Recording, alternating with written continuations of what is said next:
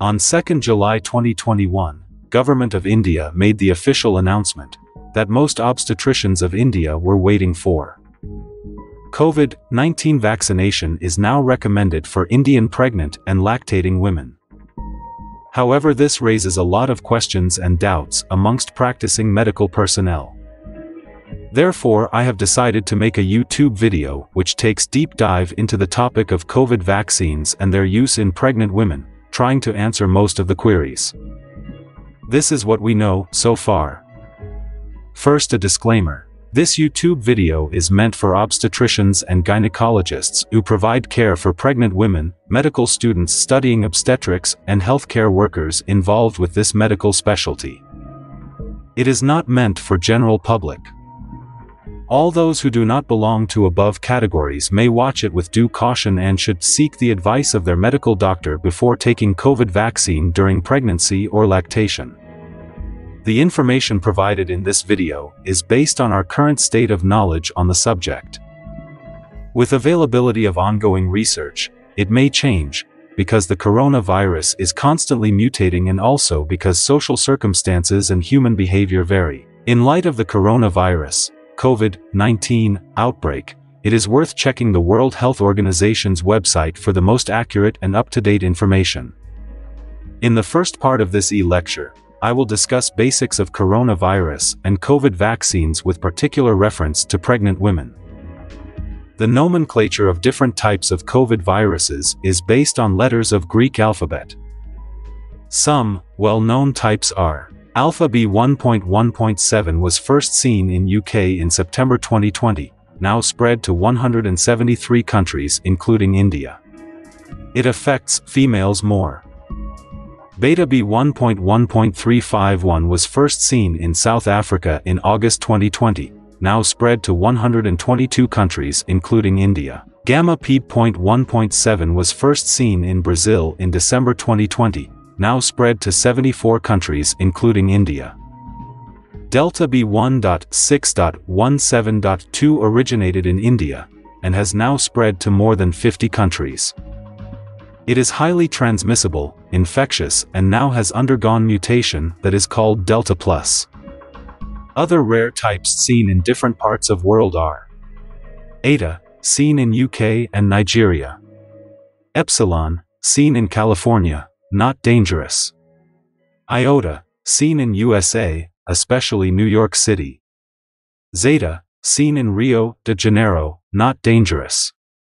Kappa, smaller version of Delta B.1.617, few cases seen in Uttar Pradesh may have spread to Maharashtra. Lambda, first seen in Peru in December 2020, 80% cases are in Peru, now spread to 29 countries including India. Theta, seen in Philippines and Japan, not dangerous. Please note, as the virus mutates, there will be many more which will be named using Greek alphabet. Are the vaccines that are currently available effective against all these variants? Vaccines are still effective against UK and Indian variants. As far as Brazilian variant goes, vaccine effectiveness is unknown. South African variant, current vaccines are less effective. California variant, vaccines are likely still effective. First, I will talk about etymology of vaccine. The term vaccine and vaccination are derived from variolae vaccini, smallpox of the cow, a term devised by Edward Jenner to denote cowpox. As shown in this infograph, there are several vaccines in development under supervision of World Health Organization. Of the 184 vaccines that are in preclinical stage, only 28 vaccines reached phase 3 and now only 17 vaccines are currently being offered to the general population.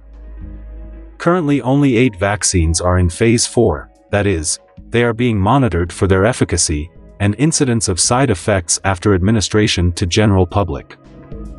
These are Pfizer, Moderna, Covishield, Sputnik, and Chinese vaccines. Different vaccines available in India are shown here. As you know, Covishield and Covaxin are in mass use, whereas others like plasma DNA vaccine by Zydus Cadillac are in phase 2 and 3 trials. It is hoped that mRNA vaccines like Pfizer and Moderna, which are exclusively used in USA, will soon be available in India by end of year 2021. Vaccines are basically of three types. These are inactivated vaccine, live, attenuated vaccine, and viral vector vaccine. Covishield vaccine, which is designed by Oxford AstraZeneca from UK and manufactured in India by Serum Institute of India under license FRO AstraZeneca, has a genetic code of COVID-19 spike protein that is isolated and added to chimpanzee virus. It is stored at 2 to 8 degrees Celsius. It lasts for 6 months. It is ideal for mass distribution as it does not require very cold storage and has efficacy of 70%. The nucleic acid approach is a new way of developing vaccines. These are called mRNA vaccines. mRNA vaccines teach our cells how to make a protein, or even just a piece of a protein, that triggers an immune response inside our bodies. mRNA is not a vaccine in its original sense, it is a genetic code. Cells are built and coded into lipids. When injected into a human, it produces spike protein that causes an immune response by the host in the form of production of T cells and antibodies. The only drawback of these types of vaccines is that they have to be stored at very cold temperatures, -40 degrees centigrade. Zydus Cadila is working on a new plasmid DNA vaccine. Its viral base is West Nile virus, which is converted into DNA sequence primers. It generates complementary DNA fragments that are inserted into plasmids. Advantages of this vaccine are improved stability, easy large-scale production, and no infectious agent used. Permissions are awaited and it will be available in India soon. Viral vectors are like a Trojan horse. Essentially, part of the deadly virus's genetic code is hidden inside a harmless virus. Often it is a weakened version of an adenovirus that causes the common cold. Our immune system can easily kill the adenovirus, and in doing so, it recognizes the more dangerous virus too. Pros: it creates a strong, long-lasting immune response. Cons: it may not work for people who were already immune to the harmless live virus, for example, those who have had the adenovirus infection previously. Examples of vector virus vaccines already in use are Ebola and several vaccines used in veterinary medicine. Vector vaccines available and in the pipeline are Oxford AstraZeneca, Covishield, manufactured in India by Serum Institute of India, Themis Biosciences, University of Pittsburgh. It is important to know the difference between immunogenicity and reactogenicity. Immunogenicity is the ability to induce a humoral and/or cell-mediated immune response, while reactogenicity is the property of a vaccine of being able to produce excessive immunological response and associated signs and symptoms. Both immunogenicity and reactogenicity are sustained by inflammatory reactions, innate immunity. The difference will be at the level of inflammatory reactions in both cases. Now I will talk about safety and adverse reactions associated with these vaccines. After administration of billions of doses all over the world, one can confidently say that all the currently World Health Organization approved vaccines are very safe. Serious side effects are very rare. Vaccines are associated with following adverse events. Risk of severe adverse event is very low, 0.5%. Severe adverse event is more likely following second dose than first. It is less among older adults as compared to younger adults. Unexpected adverse event include lymphadenopathy, Bell's palsy, etc. Although few deaths were reported during trials, they were not related to vaccine. Most were heart attacks. It should be noted that most of the adverse reactions experienced by individuals who take the vaccine are mild. These are injection reaction, fatigue, muscle pain, headache, chills, joint pain, and fever. It should be noted that unlike many other antiviral vaccines, COVID vaccines cannot totally prevent COVID-19 infection from occurring. The term used for COVID-19 COVID-19 infections occurring in people after 1 or 2 doses of inoculation is breakthrough infection. Currently in India, its incidence is estimated to be 4.5%. The infection is always mild, unless the individual has 1 or more comorbid factors like diabetes or liver disease. There are no recorded deaths in post-vaccination COVID infections. Thus, vaccines are definitely disease-modifying interventions that will play a major role in controlling COVID pandemic. There is no need to repeat vaccination after a breakthrough infection. Now I will discuss why 2 doses of the vaccine are given. The first dose helps body recognize the virus and gets immune system ready. This is called the primary immune response. The second shot strengthens the immune response and makes body capable of fighting the infection better. As shown in the graph, the second dose should be given when the antibody levels developing in response to the first dose start plateauing. This causes much higher levels of antibody levels which peaks and then plateaus, but at much higher levels, thus giving longer-lasting immunity. What is the ideal interval between the 2 doses? Well, this differs from vaccine to vaccine. Based on the graph I showed in the earlier slide, the second dose should be given when the antibody levels reached after the first dose start declining. In case of Covishield vaccine, studies have shown that the ideal interval is 8 weeks. But in India, the government of India, for logistic purposes, has kept the interval at 12 weeks for both Covishield and Covaxin. The ideal interval for Pfizer vaccine is 3 weeks, and for Moderna vaccine it is 4 weeks. Should a booster dose be given later? Immunity following 2 doses is likely to last for 9 to 12 months. Currently, there is not enough data to recommend booster dose. But in my personal opinion, a booster dose will have to be given eventually. However, the government of India has not approved it as yet. Measuring neutralizing antibodies may help in deciding the timing of the booster dose.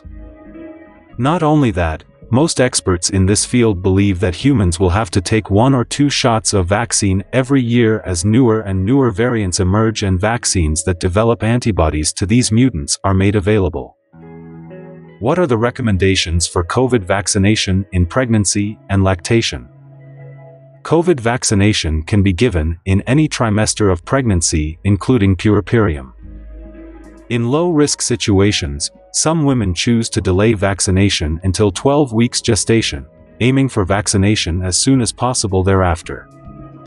The vaccine should be offered at the earliest opportunity, including first trimester in women at high risk of infection. Breastfeeding women can receive vaccination. There is no need to stop breastfeeding to have the dose.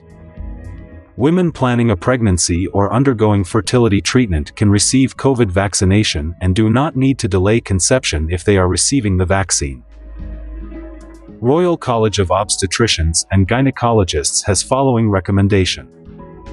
Vaccine should be offered to pregnant women at the same time as the rest of the population, based on age and clinical risk. Pregnant women should be offered the Pfizer-BioNTech or Moderna vaccines unless they have already had 1 dose of Oxford-AstraZeneca vaccine, in which case they should complete the course with Oxford-AstraZeneca vaccine. FOGSI acknowledges that there is limited data available on the use of COVID vaccine in pregnancy, especially of the vaccines that are available in India.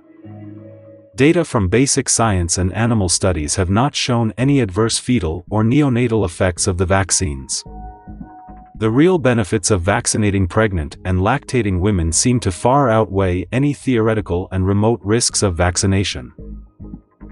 Although the absolute risk of severe COVID-19 infection in pregnancy remains low, it is now established that pregnant women are at increased risk of severe COVID-19 associated illness compared with non-pregnant women. Such illness can require hospitalization, intensive care unit admission, mechanical ventilation, and even cause death, maternal as well as fetal. Thus, preventing critical COVID-19 infection is of paramount importance for both the mother and her fetus.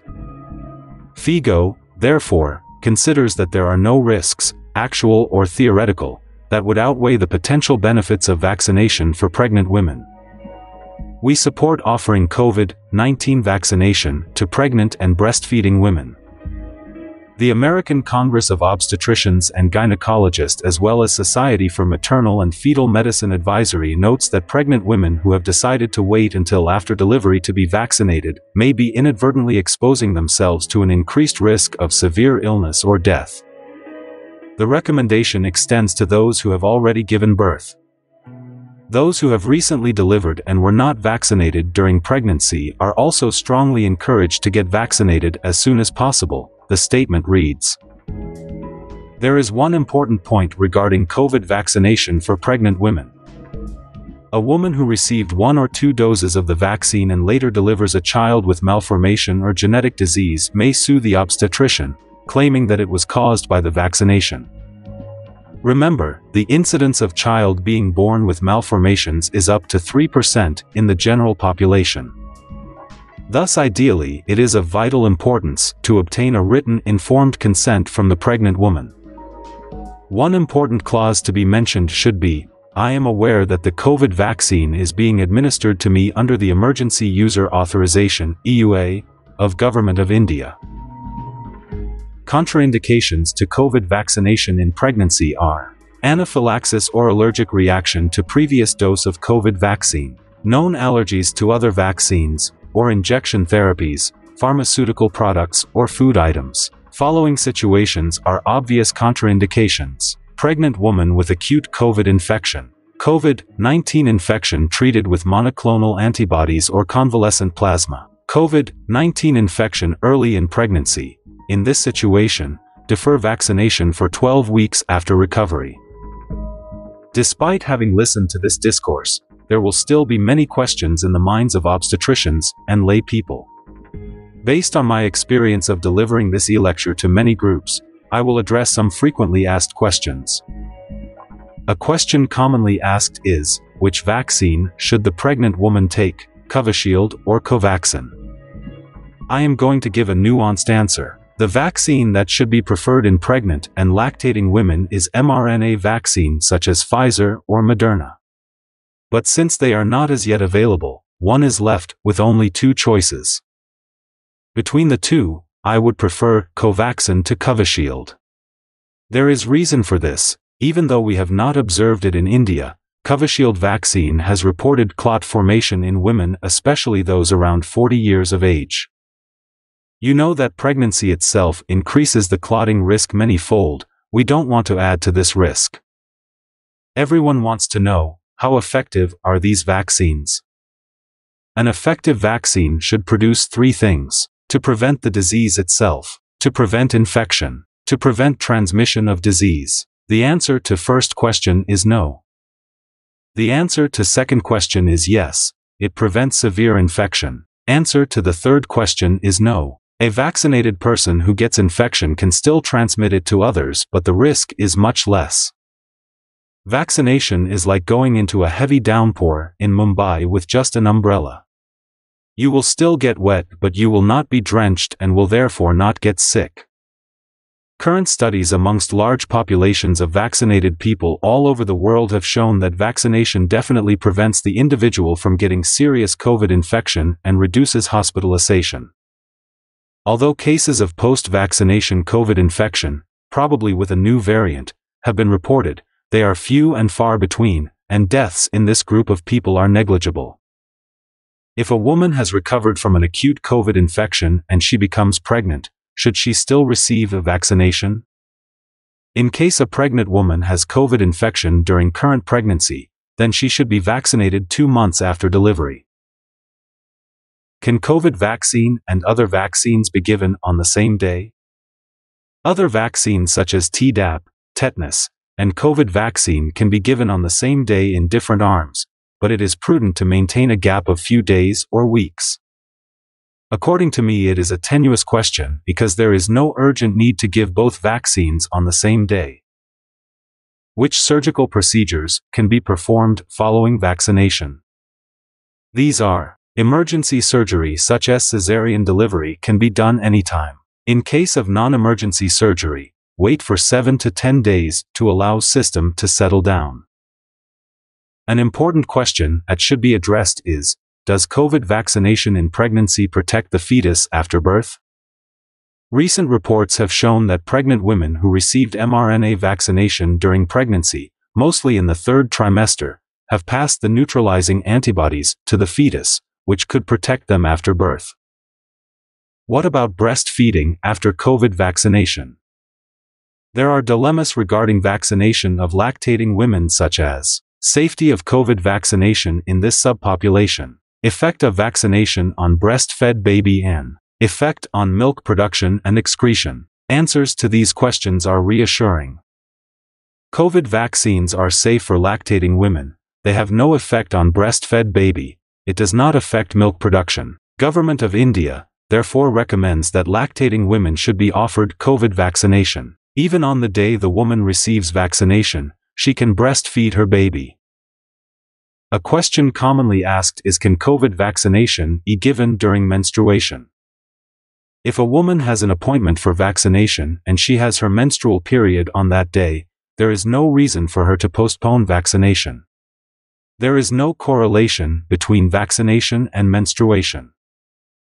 Should a married woman of reproductive age do a pregnancy test before taking the COVID vaccine? No pregnancy test is required before taking the COVID vaccine. In conclusion, all pregnant and lactating women should be offered COVID-19 vaccination as long as there are no contraindications for the same. However, it is not compulsory. Initial safety and effectivity data are satisfactory. However, long-term effectivity and safety data are awaited. If you want to know about this topic or any other topic in obstetrics or gynecology, please refer to my books, Modern Gynecology, Modern Obstetrics, and Practical Obstetrics and Gynecology. They are available on Amazon.in. Their links are given below. For purchase inquiries, contact me on the WhatsApp number mentioned here.